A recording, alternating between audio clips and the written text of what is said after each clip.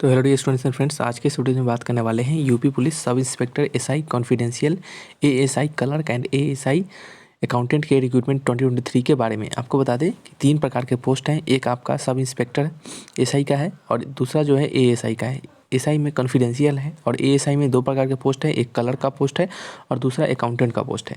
तो इस वीडियो में इस कंप्लीट डिटेल्स के कंप्लीट नोटिफिकेशन के बारे में डिटेल जानकारी को देंगे कि इसके रिगार्डिंग एज लिमिट क्या होना चाहिए, एजुकेशन क्वालिफिकेशन क्या मांगा गया है, सिलेबस क्या रहेंगे, सैलरी कितनी मिलेगी, सिलेक्शन कैसे होगा, सभी तमाम जानकारी आपको देंगे। तो वीडियो पे बने रहिएगा, कंप्लीट वीडियोज़ को वॉच कीजिएगा। तो चलिए बढ़ते हैं वीडियोज़ में। और स्टूडेंट्स सभी आपसे दोस्तों भाइयों से यह भी अपील रहेगा कि प्लीज़ वीडियो जो अच्छा लगे, इन्फॉर्मेटिव लगे तो वीडियोज़ को लाइक एंड सब्सक्राइब जरूर करेंगे। तो चलिए बढ़ते हैं ऑफिशियल नोटिफिकेशन की ओर और वहाँ जाके कंप्लीट डिटेल्स को देते हैं। चलिए स्टूडेंट्स सभी लोग देख रहे होंगे यहाँ पे, ये आपका ऑफिशियल नोटिफिकेशन है जो कि यूपी पुलिस के द्वारा जारी किया गया है। तो इस नोटिफिकेशन में सबसे पहले हम बात करेंगे कि किस किस प्रकार के जो भी अलग अलग प्रकार के पोस्ट हैं उसके रिगार्डिंग क्या क्या आपके कितने नंबर ऑफ पोस्ट को रखे गए हैं। जैसे कि पुलिस उप निरीक्षक जो आपका कॉन्फिडेंशियल एसआई का है उसके रिगार्डिंग 268 पोस्ट है। और साथ ही साथ जो उप निरीक्षक आपके लिपिक के है उसके रिगार्डिंग कितने पोस्ट है, उसके रिगार्डिंग आपके यहाँ पे 449 पोस्ट है। और जो उप निरीक्षक यानी एएसआई जो है वो लेखन के लिए, लेखा यानी कहने का मतलब आपका जो क्लर्क होता है और दूसरा जो अकाउंटेंट है उसके लिए है 204 पोस्ट पे। ठीक है, टोटल अगर यहाँ पे पोस्ट करेंगे तो वैकेंसी जो है वो 921 पोस्ट पे वैकेंसी को निकाली गई है।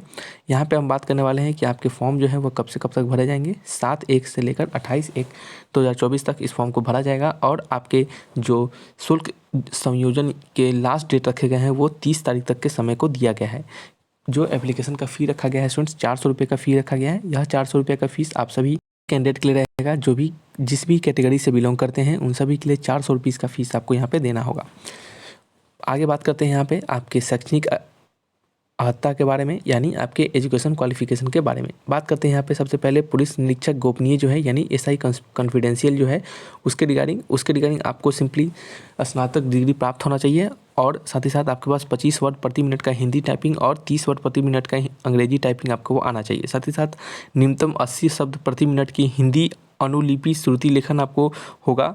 और साथ ही साथ ये सभी कैटेगरी, ये सभी आपके एजुकेशन क्वालिफिकेशन में होने के साथ साथ आपके पास ओ लेवल का सर्टिफिकेट भी होना चाहिए टाइपिंग में। ठीक है, सेम टू सेम सभी आपके और भी अदर पोस्ट है जैसे कि एएसआई पोस्ट है, इसमें भी सेम टू सेम आपका एजुकेशन क्वालिफिकेशन रखा गया है। यानी आपके पास स्नातक का डिग्री होना चाहिए, 25 शब्द प्रति मिनट का हिंदी टाइपिंग आना चाहिए और 30 शब्द प्रति मिनट का अंग्रेजी टाइपिंग आपको आना चाहिए। यहाँ पर आपके जो तीसरा है आपका जो आंसू लिपि लेखन, ये आपका यहाँ पे नहीं रखा गया है। ठीक है, नेक्स्ट बात करते हैं यहाँ पे आपका एक और पोस्ट है जो कि लेखा के रिगार्डिंग है, यानी सब असिस्टेंट या फिर कह सकते हैं एएसआई जो लेखा है उसके रिगार्डिंग क्या रखा गया है, स्नातक पास तो होना ही चाहिए। और साथ ही साथ 15 शब्द प्रति मिनट का हिंदी टाइपिंग आपके पास आना चाहिए। और भी इसमें कुछ नहीं रखा गया है, लेकिन ओ लेवल का सर्टिफिकेट सभी तीनों पोस्टों में यहाँ पे मांगा गया है। ठीक है, जिससे कि आप यहाँ से कंप्यूटर का जो ओ लेवल का सर्टिफिकेट होता है वो आपके पास होना चाहिए, जो कि आप ग खंड में सभी अलग अलग पोस्ट हैं सभी में ग खंड को अंकित किया गया है, उसको आप यहाँ से पढ़ सकते हैं। जैसे पहले में घ खंड को पढ़िएगा और दोनों में ग खंड को पढ़िएगा तो आपको समझ में आएगा कि आपके ओ लेवल का सर्टिफिकेट सभी के लिए अनिवार्य है। ठीक है, आगे बढ़ते हैं, बात कर लेते हैं यहाँ पे आपके यदि आपका आयु जो है वो कितना होना चाहिए इस फॉर्म को भरने के लिए। तो आपका मिनिमम आयु कह सकते हैं 21 वर्ष से आपका 28 वर्ष के बीच में आपका एज लिमिट होना चाहिए।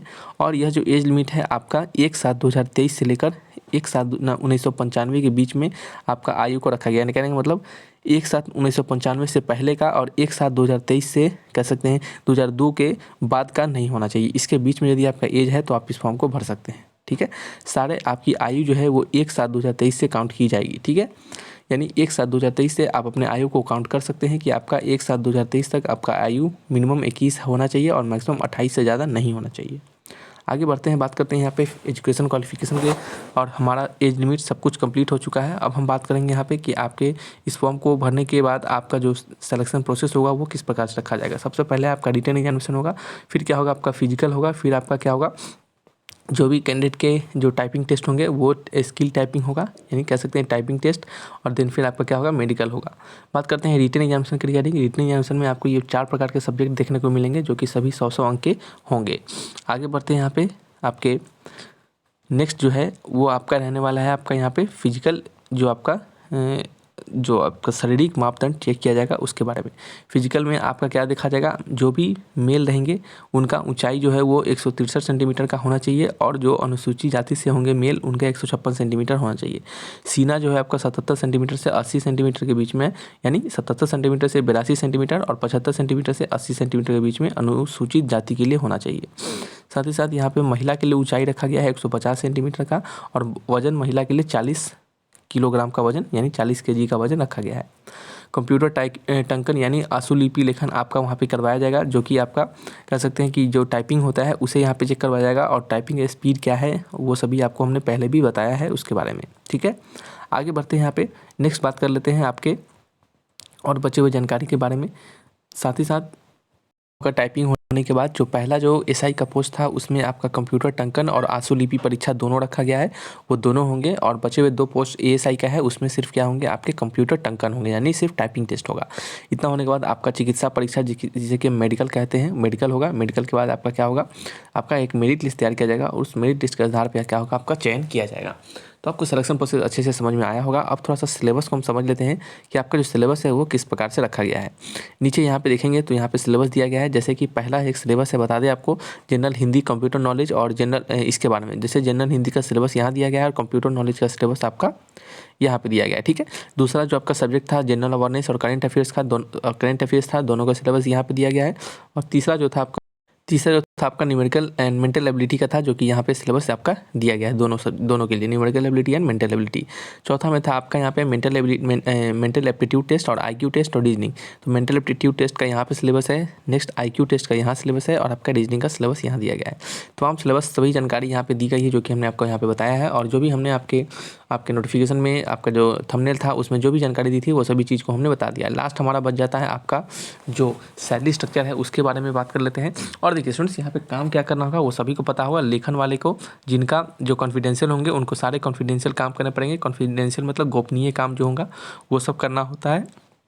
और नेक्स्ट जो होता है, जो लेखा होता है जिसमें अकाउंटेंट होते हैं, उसमें अकाउंट से रिलेटेड काम करना पड़ता है, लेकिन वो भी ऐसा ही रहते हैं। उनको स्टार जो मिलता है वो सभी को, जो नॉर्मल फील्ड वर्क में होते हैं उन्हें जो स्टार मिलता है वो स्टार सेम टू सेम उन्हें भी मिलता है, जो अकाउंटेंट होते हैं, जो अकाउंट पे काम करते हैं, लेकिन आपका काम अलग अलग होता है। ठीक है, यहाँ पे नेक्स्ट बात कर लेते हैं यहाँ पे सैलरी स्ट्रक्चर के बारे में। आपका जो सैलरी है जिसमें कि पुलिस उप निरीक्षक है, जिसमें कि आपका गोपनीय जो है उसमें ये जो सैलरी जो लेवल होता है वो कितना होता है, ये 4200 लेवल का होता है, यानी यानी कहने का मतलब लेवल 6 का ये ग्रेड पे होता है, जिसमें कि 35,400 से लेकर 1,12,400 के बीच में आपका सैलरी होता है। ठीक है, यानी स्टार्टिंग में ही सैलरी आपका लगभग यहाँ पे 60 के से 70 के आपका रहने वाला है, वो भी प्लस में ही। ठीक है, क्योंकि इसके साथ साथ 35,400 ये आपका बेसिक पे है, और उसके साथ अदर प्रकार के अलाउंसेस भी दिए जाते हैं। और नेक्स्ट जो है आपका एएसआई जो है उसके रिगार्डिंग आपका लेवल 5 का सैलरी है, वो दोनों एएसआई के रिगार्डिंग, चाहे वो लिपिक हो या फिर लेखा हो, ठीक है, दोनों के रिगार्डिंग सेम सैलरी है। क्लर्क हो या फिर आपके अकाउंटेंट हो, दोनों का सैलरी लेवल 5 का है, जो कि 29,200 से 92,300 के बीच में है। इसका सैलरी स्टार्टिंग का ही सैलरी आपका 50K से आपका 60K के आसपास रहता है। ठीक है, तो ये आपको सब कुछ समझ में आया होगा। ये 29,200 का मतलब ये, और ये 35,400 का मतलब ये बेसिक पे होता है। इसमें आपके अदर प्रकार के अलाउंसेस मिलते हैं, और वो अलाउंसेस जुड़कर आपका सैलरी का लेवल बढ़ जाता है, आपको ज़्यादा सैलरी मिलती है।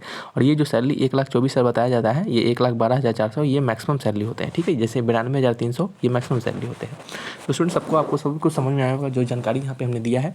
और इसके बाद भी कोई डाउट हो तो आप हमसे कमेंट बॉक्स में लिखकर पूछ सकते हैं। तो रुकते हैं इस वीडियो को यहीं पे, मिलेंगे नेक्स्ट वीडियो में। Thanks for watching.